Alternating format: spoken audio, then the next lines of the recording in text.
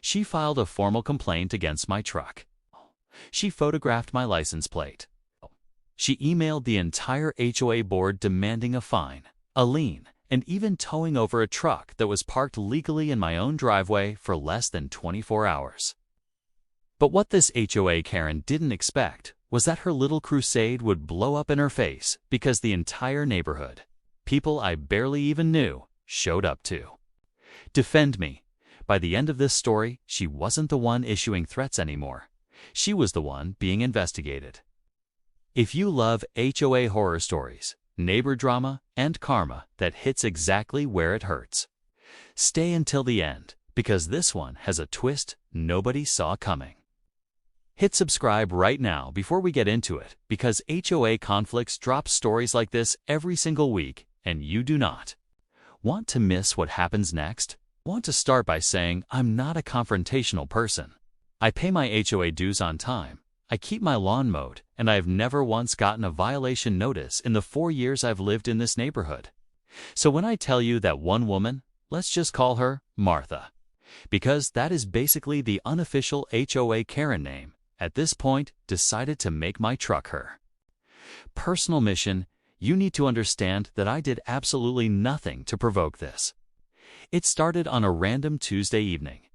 I just picked up my new work truck, a full-size pickup I use for my landscaping business, and I parked in my own driveway because I hadn't had time to clean out the garage yet. Within an hour, Martha was already outside with her phone out, taking pictures of my license plate, my truck bed, and even the tires, like she was building a court case. I didn't think much of it at first.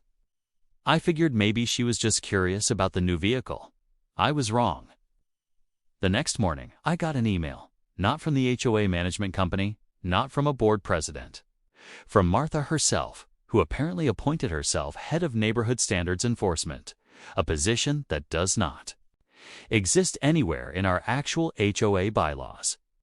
The email accused me of violating our community's vehicle parking policy, claimed my truck was commercial grade and inappropriate for a residential driveway, and demanded that I move it immediately or face a formal fine. Here's the thing.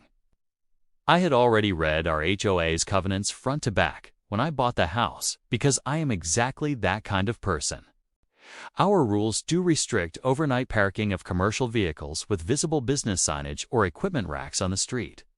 My truck has neither. It was parked in my own driveway, completely within the rules, and I had every right to have it there. So I responded politely. I explained the actual rule, quoted the exact section of our covenants, and let her know my truck was fully compliant. I thought that would be the end of it. Instead, Martha escalated. She forwarded her complaint to the entire HOA board, copied half the street on a neighborhood email chain, and started a thread in our community Facebook group accusing me of ruining the aesthetic of the neighborhood and lowering everyone's property values. This is where things got interesting, because instead of agreeing with her, my neighbors started fighting back on my behalf. One neighbor, a guy 3 houses down who I'd maybe spoken to twice, commented that he'd had a truck, just like mine, parked in his driveway for 2 years and never once gotten a complaint. Another neighbor pointed out that Martha herself had an RV parked in her side yard that was arguably a much bigger violation.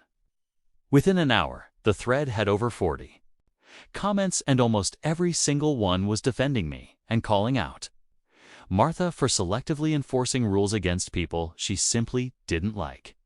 Then the real twist happened.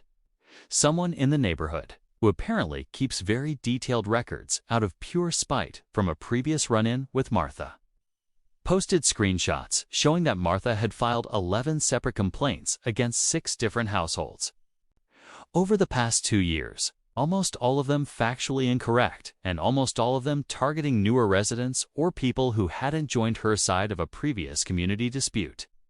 The HOA board, now getting flooded with messages, decided to actually pull the official complaint logs. What they found was damning. Martha had been submitting complaints under multiple different descriptions to make it look like several neighbors were filing them, when in reality, It was just her over and over again weaponizing the HOA's reporting system as a personal tool against people she had problems with. The board issued a notice reminding all residents that harassment through repeated false or selectively enforced complaints is itself a violation of community conduct standards, and Martha was formally warned that any further pattern of bad faith complaints could result in her own dues being affected or her access to community amenities being restricted. The icing on the cake came at the next HOA meeting, which Martha did not attend conveniently. The board president opened the meeting by publicly clarifying that my truck had never violated any rule, apologized on behalf of the HOA for the stress the situation caused, and thanked the neighbors who had stepped up with accurate information instead of letting misinformation spread unchecked. People actually clapped. Since then, my truck still parks in my driveway every single day, completely undisturbed.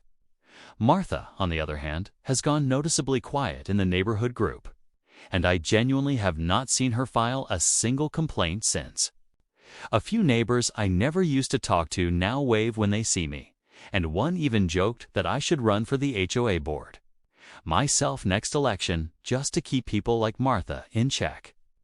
What this whole experience taught me is that HOA power only works when nobody pushes back. The moment people started comparing notes, sharing facts, and standing up together instead of staying quiet out of fear, the entire dynamic flipped. One person with a grudge and a phone camera can make a lot of noise, but they can't survive an entire neighborhood deciding enough is enough.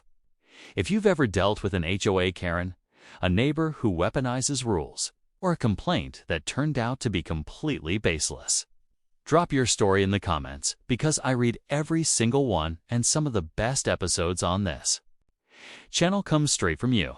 This story made your blood boil or made you cheer when karma finally caught up? Smash that like button. Subscribe to HOA Conflicts and turn on notifications so you never miss the next neighborhood drama that's about to drop.